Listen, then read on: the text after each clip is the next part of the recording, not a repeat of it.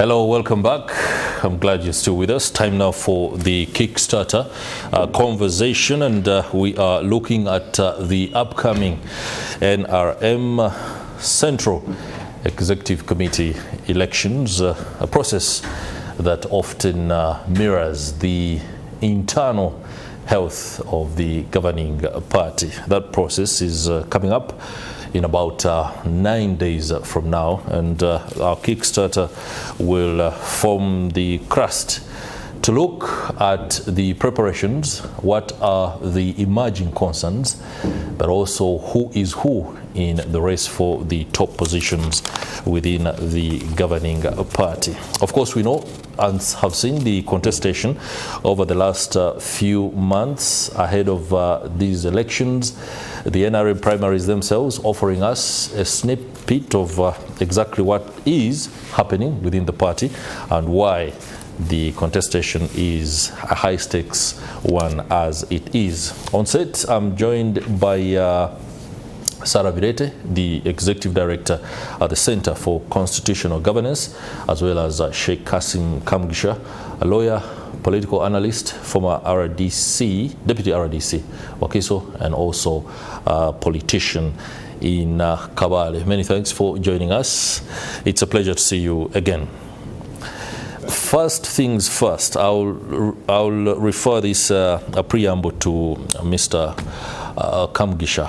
In light of what appears to be a high-stakes battle for positions in the Central Executive Committee of the Governing National Resistance Movement, there's a lot that is going on under the bridge, but just bring us up to speed with your knowledge of how this process has come right from the time nominations were accepted.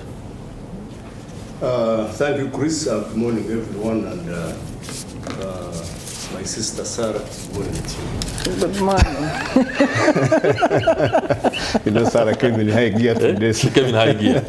Hey, that is Sarah Virete for you. Yes.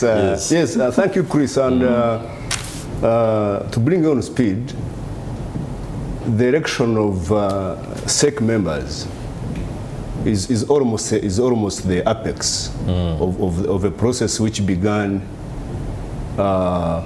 by renewing the structures of NRM from grassroots, that is LC level, then to parish level, sub-county, then district, and now we are coming to national conference, whereby the party shall be electing the topmost organ of the party, which is the Central Executive Committee, and find a national conference which shall be choosing a flag bearer for the party, but also the party chairman, whom without doubt shall be the president. I think they won't be choosing; they will be endorsing. Well, it's a choice of one. It's ring-fenced already.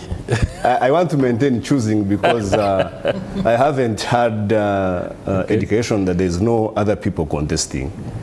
We shall hear that from the national conference. So I want to maintain the word choosing because the delegates conference is coming soon. All right. But by and large, the Central Executive Committee is the topmost organ, and it provides mainly for special interest groups.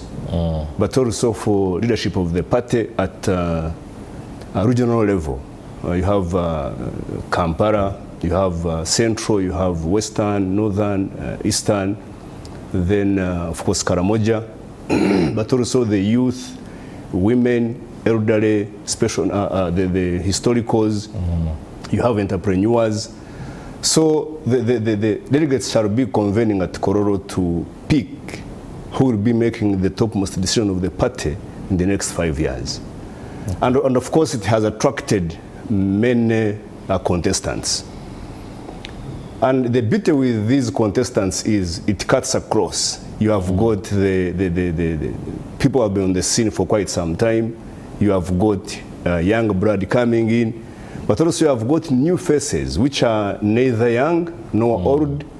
And so it has attracted a variety, which I think, in my view, that it will bring out the best for the party if it is well handled. Otherwise, we have also seen and heard voices which are pointing out a few issues, and in 9 days, some can be handled at a level of mutual understanding or consensus, others can be subjected to a vote, but above all, we shall have the party leadership concluded by the close of 9 days, and I have confidence that it shall be the choice of the delegates of the NRM from sub-county level to national level, and shall usher in a new era for the party, because for the last 10 years we have not had elections. It has been an extension backed by laws and terms of reference of the party, and I think we are now ushering in a new era. And I think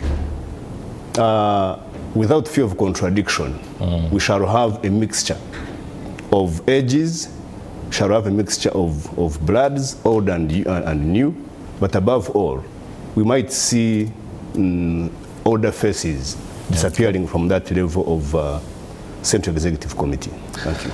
All right, thank you very much. Sarah Birete, I think you might be constrained in agreeing with some of the aspects, especially the choice of words, including choosing instead of endorsement.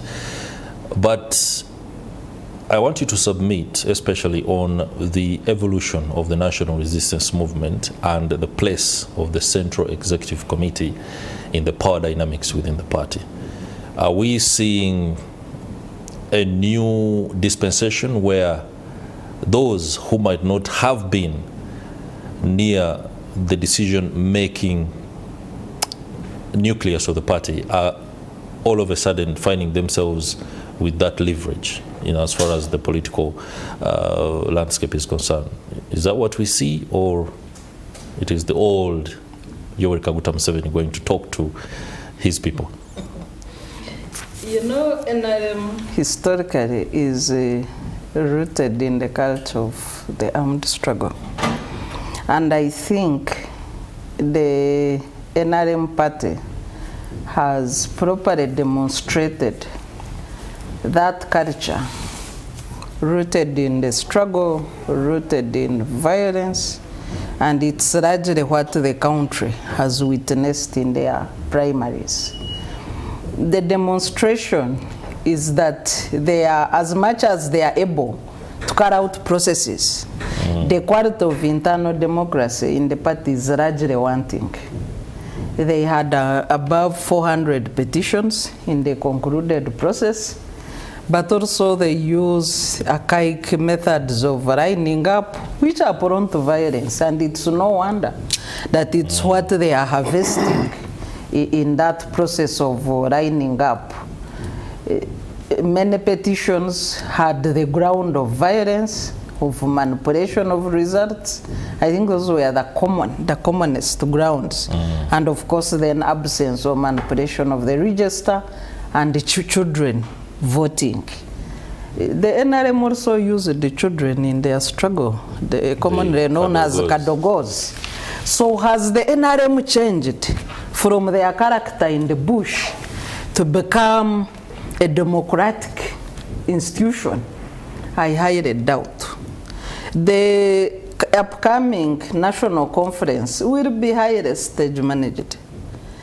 If you look at the contenders, and most likely the faces they are going to retain, even you can announce the lineup. There will be 1 or 2 new faces. Yes, we can wait for the 9 days. It will be the same chairman, the same vice chairman, the same whatever. There will be 1 or 2 new entries. So should people expect change? Is the party going to shed off its old skin? No. Their internal democracy has been crafted in a way that it's anchored on control. It's not liberating. It's not competitive. That's why money and violence carry the day. Everybody was complaining of money, bribery, and I don't know what my friend here experienced. But money, it was either money, violence, manipulation. That is a method anchored on control. So control is entrenched in the NRM, deeply rooted on manipulation.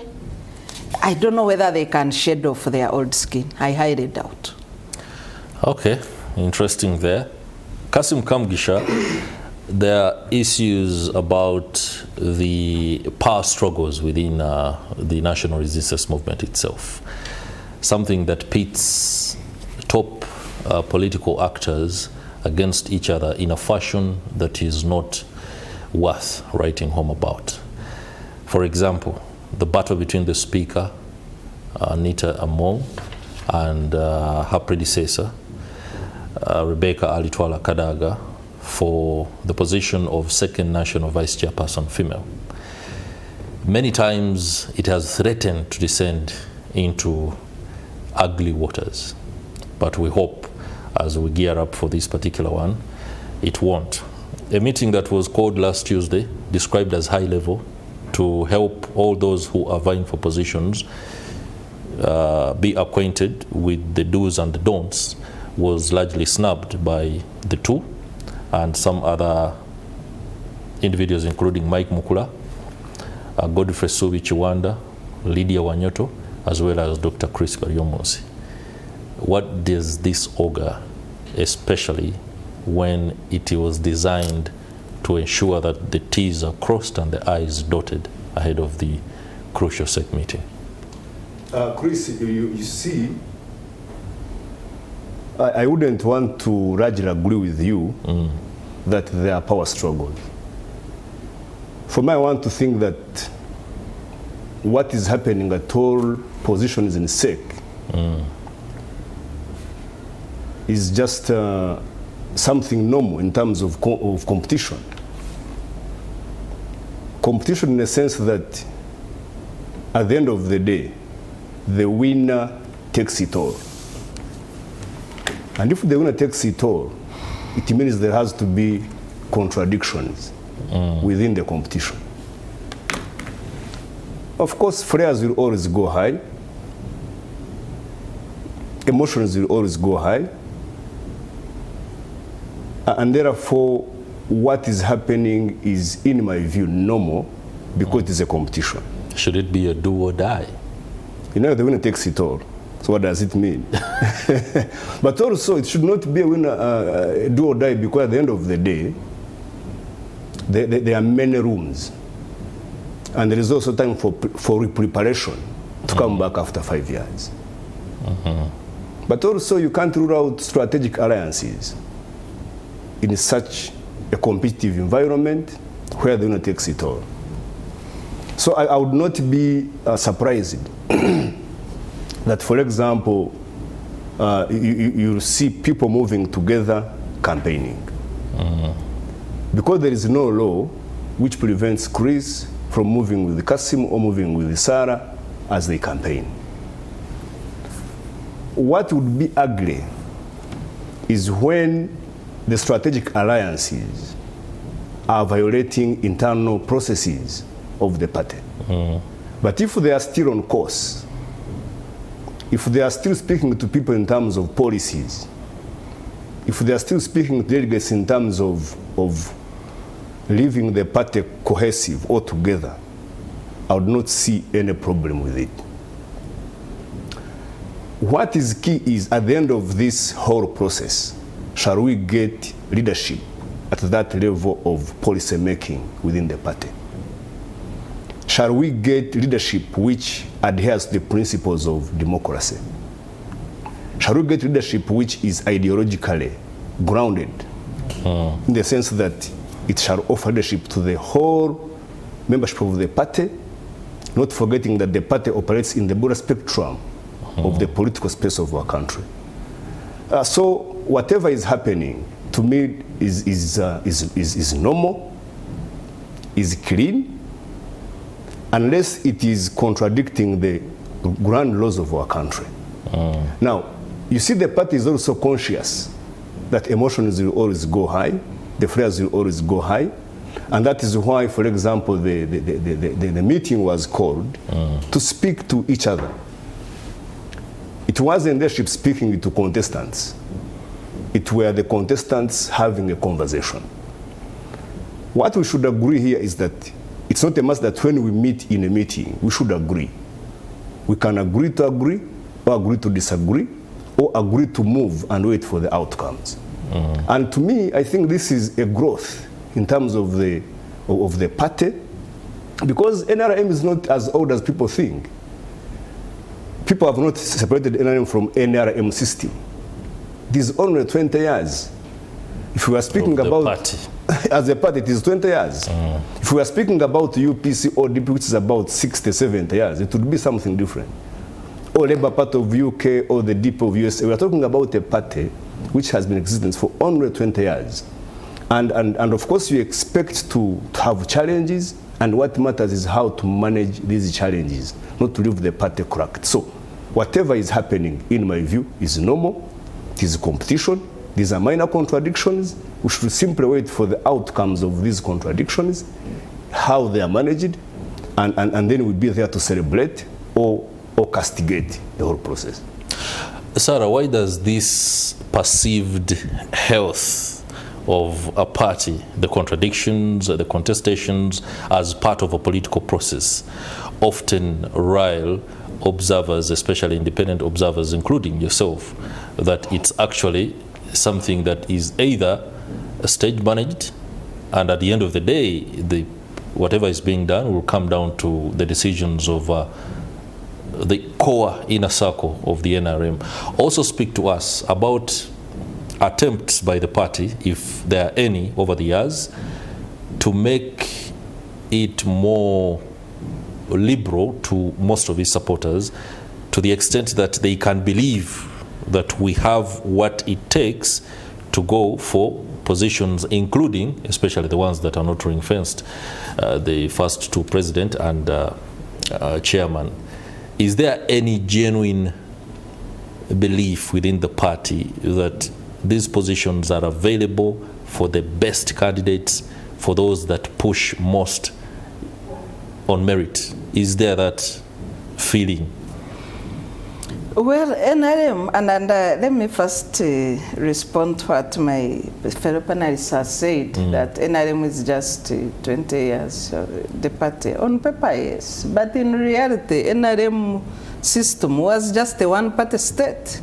And when the constitution was amended to a return of multi-party, other parties, the question alone was stating, let's leave those who want to go and organize in their own parties. It wasn't a question of should we return to multi-party. Of course, the architects knew what they were doing. Electoral Commission gave a question that it should be direct. Can we return to multi-party? The system said no. Let's leave those who want to go and organize in their own parties. Meaning that you want to retain your own party.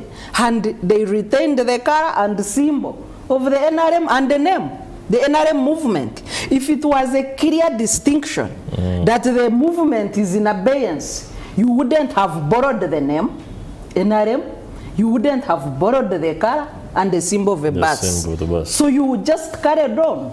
So the excuse of 20 years is just really semantics.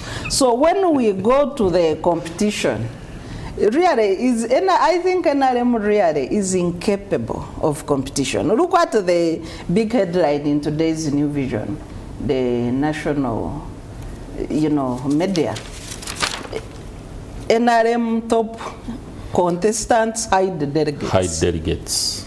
In Tanzania and Kenya. Aggrieved aspirants are petitioning the president. So the competition in NRM is based on who has enough money to manipulate the system.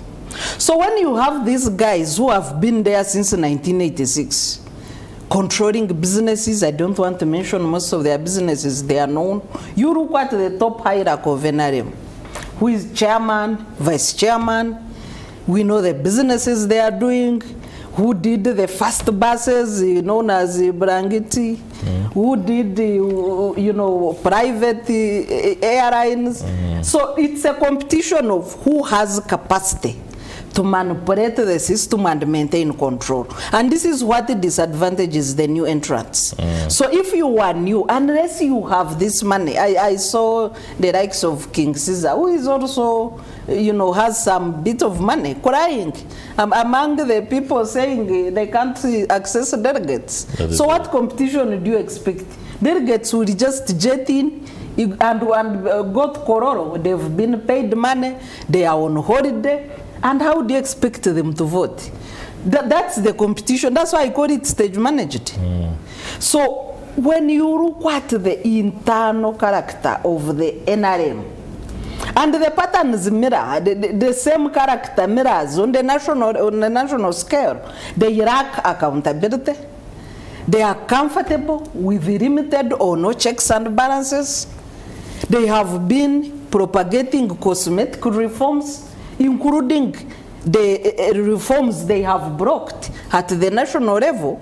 The character of NRM is what we get as a spillover in the general elections. It will be manipulation, alteration of results. If you read the president's letter, you have really, that will be the observer's report in the general elections after January 2026. Those will be the grounds that will be the fault lines in the general elections. Alteration of results, bribery, violence. They have characterized our elections since 1986. So do you expect anything better from the same group? You have to be a dreamer to expect anything different. Mr. Kamugisha.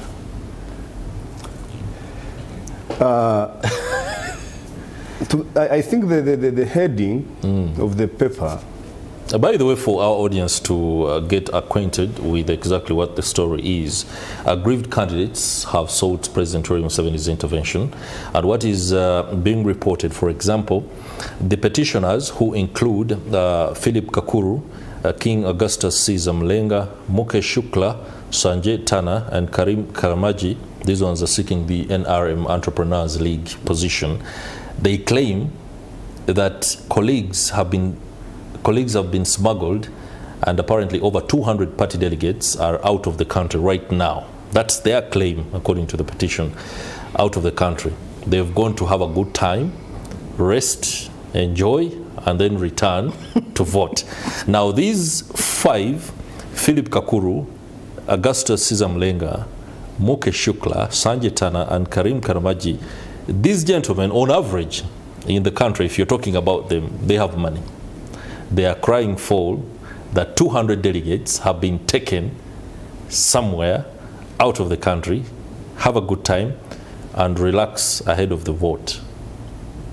This doesn't augur well. However, let me be very clear.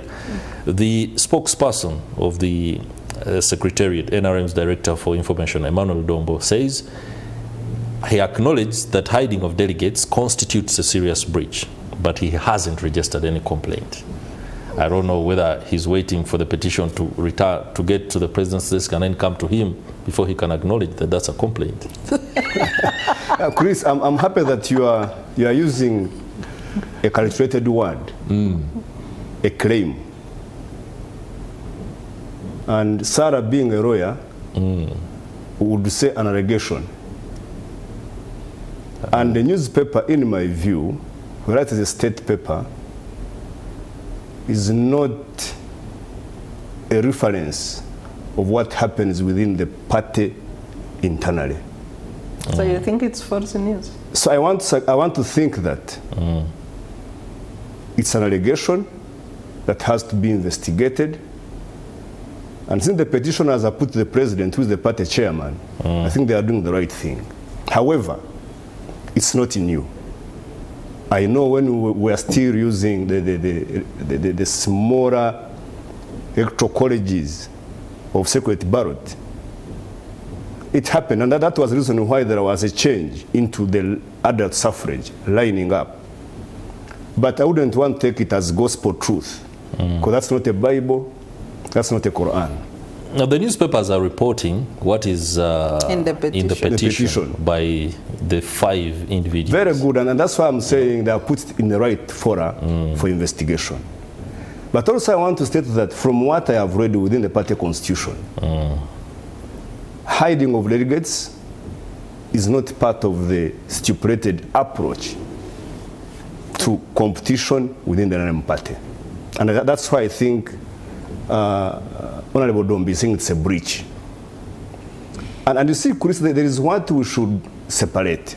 Actions of individuals and the positions of systems and structures.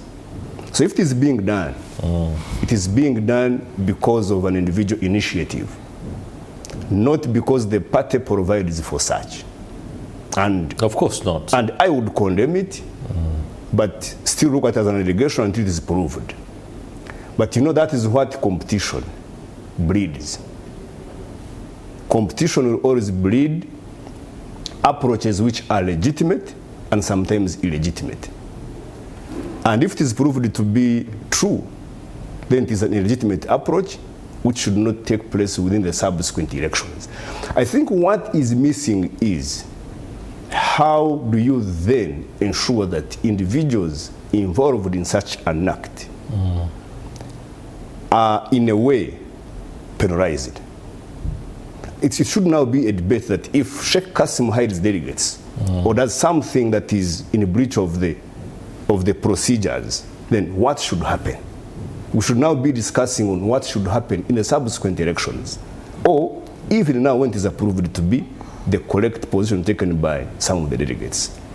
This is a microcosm of pretty much what happens in other elections. The Entrepreneurs League itself appears to be a high-stakes battle, like I said earlier, because it bids so many men with money. I hope there is a woman who will also contest for this position. We need some gender balance there. But Sarah Bidete, do you see the possibility, and very quickly, that the gentlemen who are seeking, for example, the Entrepreneurs League position can actually work for the party? Or they will also, like other members of parliament or politicians out there in the greater body politic, want to recoup some of the funds used in taking these 200 delegates to Kenya in order for them to have a good time? Do they really stand a chance of doing the job that the entrepreneur or the business person who subscribes to the national resistance movement wants? Well, generally, Chris, you need to ask yourself, why are the NRM primaries a do or die? People sell property. The people who compete with ease are those with a lot of money. A lot of money. But otherwise, the others are struggling. When you see at the national scale, still the same momentum has been sustained. It's because people, let me tell you, 80% of our leaders, especially those in NRM, are in NRM to seek privilege, to seek advantage, but not to serve. That's why even off camera, many people agree that things are going wrong. But they keep there because that's where they think they will have advantage as individuals, not as a party, not as a country. So nobody is struggling to work for you and me, Chris. People are struggling to have advantages, maybe in their businesses. If URA is bringing a tax bill, you have somebody to run to. If you see rich people supporting their wives and children in politics, if I am being discussed, there is somebody on table who is my own, then you must. That's what these politics are about. Serious allegations. Of course. And I know what I'm talking about. Yeah. These are very serious, Sarah. Political really, godfathers. If you are ready that really 80% of leaders within the structures are not going to serve, I find it intriguing. I know what I'm talking about. and if you remember the KTN Kirip interview of our own president, do you mind what people think? He said, it doesn't matter. I work for myself, I work for my children and grandchildren. It is on record. All right, Sarah Bidete and Kasim Kamche, I'm afraid I'm going to have to wind the conversation up. I see my colleague Rashul Adidi is on ground in West Nile, that is Koboko to be specific, where we do understand that smuggling claims lives and millions. That is losses there in that region. It remains a persistent challenge across the border. Illicit trade exposing communities to significant risks, including loss of lives and the illegal importation of ammunition, according to security. For now, though, allow me say thank you, Kasim Kamgisha, for coming by and giving us insightful perspective on what the Central Executive Committee will look like after the process is done. And many thanks to you to Sarah Virete for what's no doubt a very good introspection into the workings of the national resistance movement. Let's go to Koboko right now. Good morning, Rashul.